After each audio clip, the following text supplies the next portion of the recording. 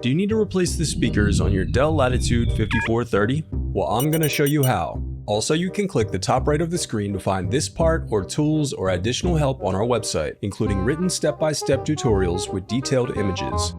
Now that that's out of the way, let's get started. Alright, the first thing that you'll do is unscrew the bottom base cover. Then you can use a plastic scribe to pry open and separate the bottom base cover. To prevent static discharge, I recommend disconnecting your battery before moving any further. I also recommend sorting out your screws as you take apart your laptop. It'll make it that much easier during reassembly. Now unscrew and remove the battery.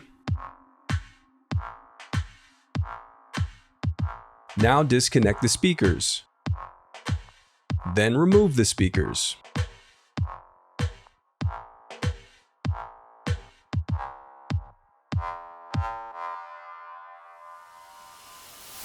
The reassembly of your laptop is as simple as following your steps in reverse.